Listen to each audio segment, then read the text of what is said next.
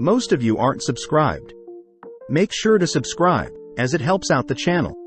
Without further ado, the series kicks off within the Police Department Division 1, where Supervisor Amamiya is furious at the fact that there has been a fifth victim with no new clues on the perpetrator. Turning to our MC Ashiki, Amamiya orders Ashiki to head home for the night, declaring that Ashiki being sleep-deprived will only slow down their investigations. Having a chat with Kiku, Ashiki fears that if he doesn't produce results soon, he'll get kicked out of the First Division. Kiku reflects on how Ashiki was fooled by a criminal and allowed them to escape 3 times, and on top of that Ashiki was once arrested for sneaking around at night. But Kiku praises Ashiki for pursuing justice, even though his methods aren't conventional. Ashiki says the recent murders have been stuck on his mind, something Kiku takes note of, as he uses the opportunity to allude to someone that can catch the current culprit at hand. Curious, Ashiki demands to know who this mysterious person is, but Kiku reveals that this genius detective is no ordinary man.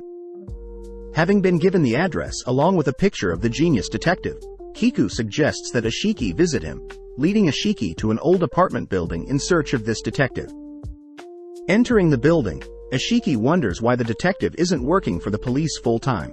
But as Ashiki stumbles upon the detective's apartment building, Ashiki is told to go away as he tries to ring the doorbell. Believing that he must have heard wrong, Ashiki tries again, but once again is told to go away.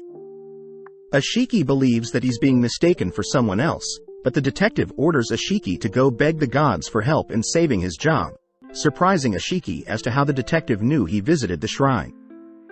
When Ashiki tries to introduce himself as a fellow member of the police department, Ashiki gets ignored, but upon mentioning how Kiku was the one who told Ashiki to seek the detective's advice, the detective reluctantly opens the door, revealing his disheveled look. Ashiki is in complete shock, wondering if this is the same Kamonohashi Ron as the slick-backed gentleman in the photos, frightened to see Kamo's dead eyes and unkempt hair. Having been insulted enough, Kamo retreats back into his apartment, prompting Ashiki to follow after, asking how Kamo knows Kiku but almost steps on Kamo's cat.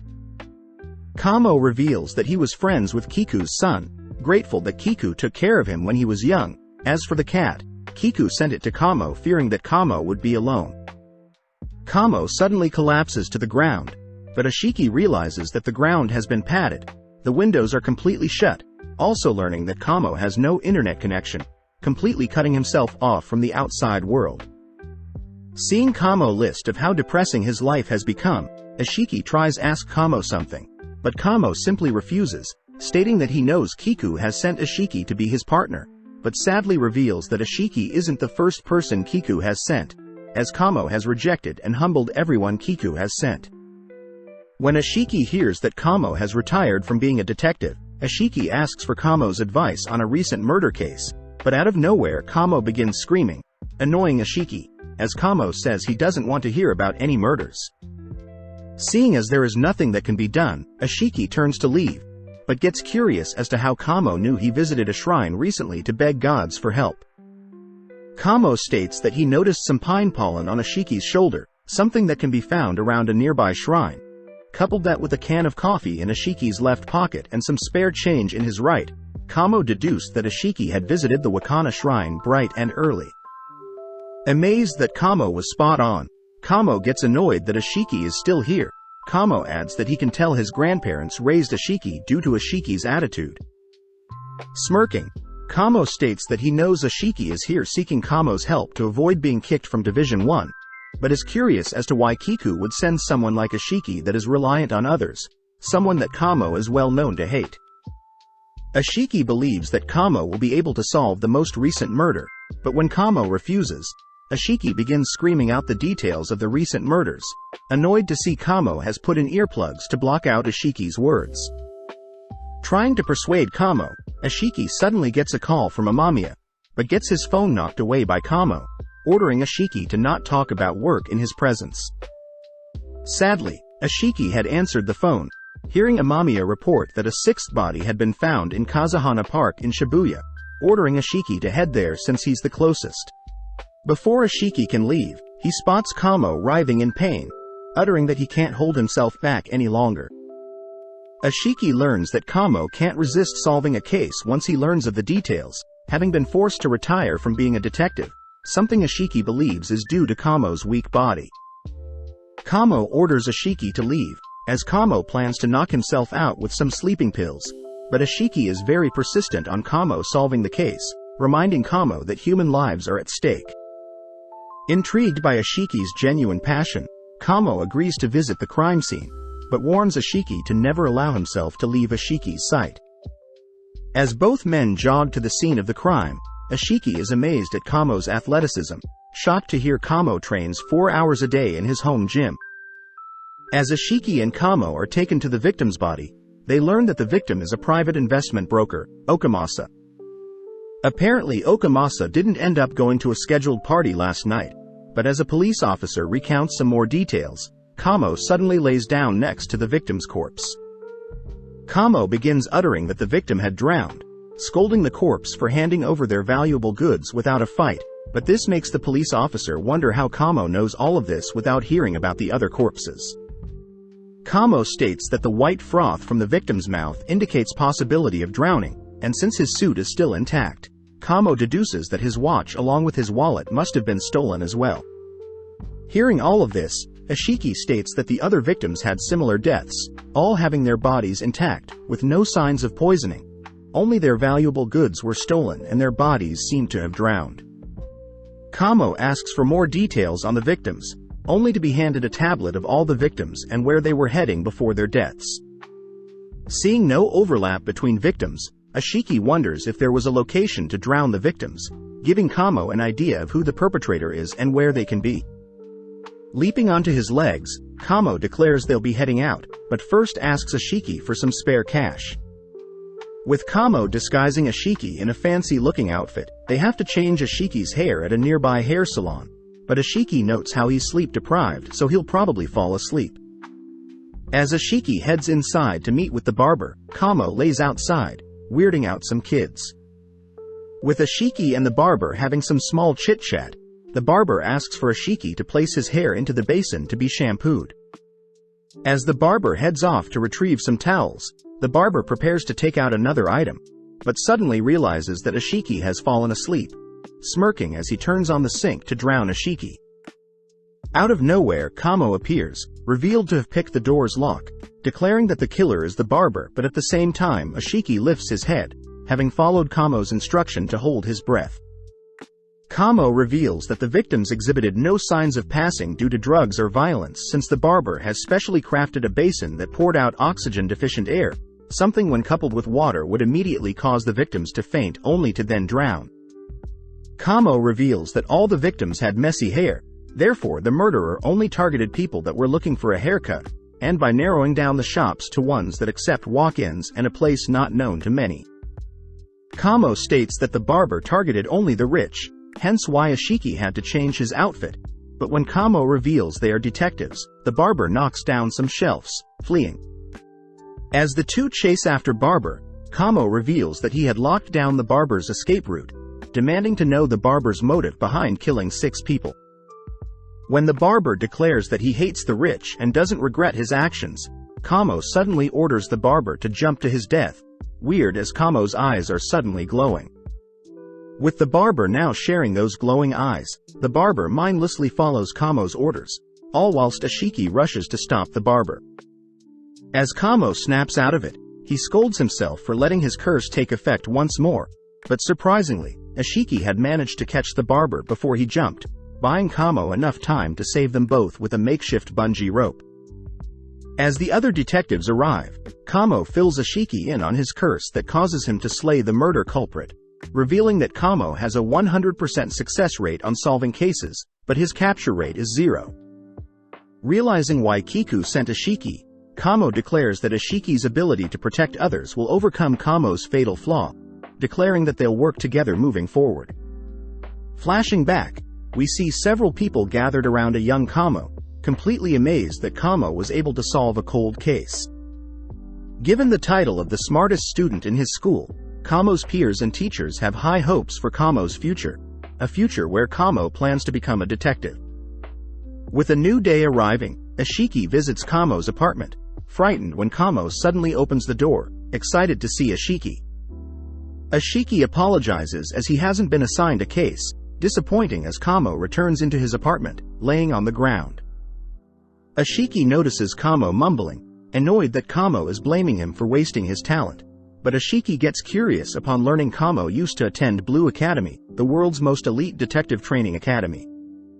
The academy also produced all the best detectives known to date, but although Kamo ranked higher than them all, during a practical exam, Kamo had wounded up slaughtering all the attendees, leading to Kamo being expelled and forbidden from obtaining his detective license. Ashiki wonders what's so important about a detective license, but Kamo reveals that the license gives detectives access to the world's toughest mysteries, but sadly Kamo will be executed by Blue if he even tries looking into any cases. Suddenly realizing that Kamo technically looked in the barber case with him, Ashiki fears what is going to happen to Kamo, but Kamo states that he'll have to lay low from here on out. Kamo reassures Ashiki that they'll still solve cases together, but Ashiki will have to do the digging whilst Kamo guides him. Ashiki refuses to be Kamo's puppet, but Kamo ignores Ashiki's cries, stating that he'll disguise himself when showing up to crime scenes, as Kamo needs to see and pay respect to the victims. When Ashiki tries to back out, Kamo simply scolds Ashiki for not bringing any cases to him, but Ashiki reveals that his boss, Amamiya, decides what he works on. When Kamo is curious as to who Amamiya is, Ashiki shows Kamo a picture of her, prompting Kamo to compliment Amamiya's looks, but also deduces that someone must have taken the photo for Ashiki.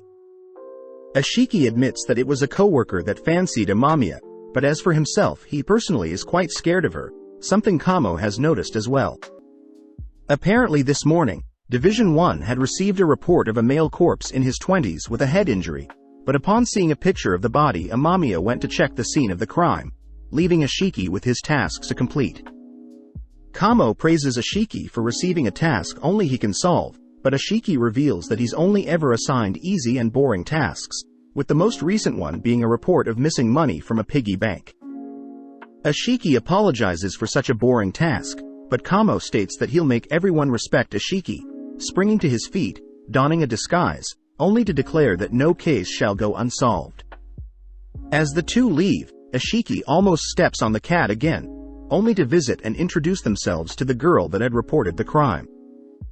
Upon entering the women's house, Kamo strangely begins tinkering with a suitcase, believing it to be the piggy bank, but learns the girl's sister is home and it's her suitcase.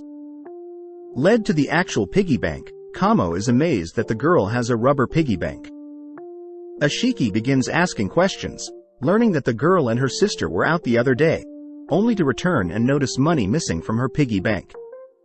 Exploring the room, Kamo gets his mustache stuck in some of the sister's jewelry, but when Ashiki scolds Kamo for not taking the case seriously, Kamo asks Ashiki why he thinks none of the jewelry had been stolen when the piggy bank was robbed. Ashiki admits that he has no idea, but the girl does add that she's been getting some silent phone calls lately and has been locking up early. Smirking, Kamo states that everything makes sense, collapsing to the ground only to declare that he gives up. As Ashiki scolds Kamo for giving up so easily, the sister comes home. Sitting down with the two girls, Ashiki learns that the sister was visiting her parents when the crime took place, but the girl butts in promising that she isn't lying about her piggy bank being lighter when they returned home. When the sister says the girl is simply imagining things, Kamo speaks up, suggesting that they all give up. As the girl declares that she remembered her piggy bank being tough like an iron statue, Kamo declares that he has all the pieces he needs to solve the issues, asking to break open the piggy bank. As they open up the piggy bank, the girl attempts to count the coins, but Kamo stops her, declaring that they will have forensics look for fingerprints. In the meantime, Kamo heads out for some fresh air. Cutting to later that afternoon, Kamo is seen on a hill near a creek where Ashiki has met up with Kamo, reporting that none of the coins had the girl's fingerprint. As Kamo turns around, he reveals that they are at the same crime scene as Amamiya's this morning, both heading down to have a closer look. As Ashiki introduces Kamo as a friend, Kamo asks if Amamiya would be impressed if Ashiki solved the case, but entertaining Kamo's offer, Amamiya threatens to fire Ashiki if he doesn't solve the case. As Kamo lays down next to the corpse, he declares that everything is ready, tossing Ashiki a bag. Taking the stage, Ashiki starts by explaining the case of the missing money from the piggy bank, but Amamiya cuts Ashiki off, asking him to skip over such a trivial task. With Kamo standing up for Ashiki, Ashiki explains that the coins in the piggy bank only had the sister's fingerprint, taking out an exact replica of the girl's piggy bank and explaining that the coins weren't stolen and instead were replaced. Ashiki concludes that the sister is the culprit, but with a shaken look, the sister asks why she would ever have to lie about breaking the girl's piggy bank. Calming his nerves, Ashiki states that it has to do with the corpse of the man, something the girl does not deny. Ashiki deduces that the girl had returned home one day, only to stumble onto a stalker waiting for her, but having been chased into her living room by said stalker, the girl reached for the piggy bank, shattering and killing the man in self-defense. Since the coins were all covered in blood, the sister failed to fill a new piggy bank with the same amount of coins, and ended up moving the body to the nearby creek with her suitcase. With Ashiki finishing up his deduction, the girl asks her sister for the truth, but the sister admits that Ashiki was correct. When Ashiki tries to defend the sister for attacking the man in self-defense, Amamiya mentions that covering up a murder is a crime in itself, but out of nowhere, Kamo's eyes glow, prompting Kamo to order the sister to drown in the creek. With Ashiki holding Kamo back and everyone weirded out, the sister suddenly begins running towards the river, but when Amamiya attempts to grab a hold of the sister manages to break free. Luckily, Ashiki had chased the sister all the way into the water, allowing for Kamo to see the sister alive and well, just as he returned to his senses. Back at the station, Amamiya reports that Ashiki was right about the murder, but Amamiya is more curious about Kamo, having taken a liking to him. As Ashiki heads over to tell Kamo the good news, Kamo comes stumbling out of his apartment again, making Ashiki want to solve more difficult cases with Kamo, curious as to what Kamo is truly capable of. Cutting elsewhere, we enter the Blue Academy, where Principal Eam Emmerich is asked during a meeting if she remembers Kamonohashi Ron of the 87th class. With Eam and the anatomy instructor acknowledging that they do, the vice principal reveals that there have been reports of Kamo restarting his detective adventures. With various instructors arguing for and against Kamo being a detective once more, the principal orders for the tracking instructor to look into Kamo.